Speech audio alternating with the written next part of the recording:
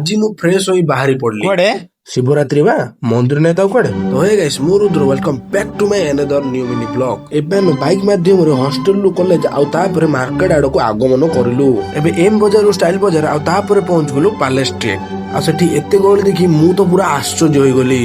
तापर बाइक टाକୁ गोटे जगह रखिलु आउ आमे हमर प्रथम शिव मंदिर आड़ को आगमन कलु। आउ बे धाड़ी धाड़ी होई मंदिर आगरे ठिया गलु। देखंतु आज केते गहଳି। मंदिर भीतर को प्रवेश करिया पूर्व प्रथमे गणपति बाबा को दर्शन कलु। तापरे घंटीटा को बजै नंदी महाराज को मुंडियाटे मारी आमे मंदिर भीतर को प्रवेश कलु। आउ बे दर्शन करंतु बाबा भोलानाथ को। जय भोलानाथ।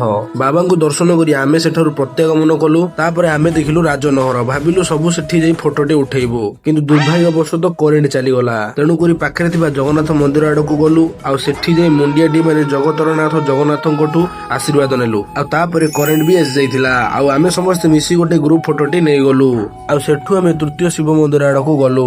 आउ सेठी देखिलु दीपरे मंदिर पूरा सजा होईछि। तापरे पुणी घंटी देखिली। आउ मु जोउठी भी घंटी देखिली जाई प्रथमे घंटी बजाई देली। एबे दर्शन करंतु बाबा उग्रनाथंकु। आउ कमेंट रे कहंतु आपण बाबांकर आउ केतोटी ना जानिछंती। तापरे सेठु प्रसाद नै सेवन कलु। आउ प्रसाद पूरा बहुत स्वादिष्ट होईथिला। प्रसाद खाई सेठु प्रत्यागमन करिथिलु। आउ पहुंची जाइथुलु चतुर्थ शिव मंदिर। सेठी प्रथमे हाथ जोड़ी मुंडियाटी मारी देइथिली।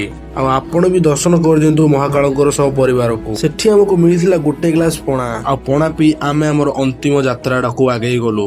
एठी पहुंची मु भाबिली मात्र आउ किछिटा पाहुच अछि। मु दौड़ी कि जाई मंदिर रे पहुंची जिबी। आउ पहुंचला बेलको मु पूरा हालिया होई गली। आउ एठी एते गहଳି थिला जे मते दर्शन करिबा को जगह भी मिलिलानी। सेथिबे दूररु मुंडियाटी मारी मोर तीर्थ यात्रा एठी शेष करछि। तो आजिर वीडियो रे एतिकी मु जाउजी हॉस्टल को। See you in the next blog. Har Har Mahadev.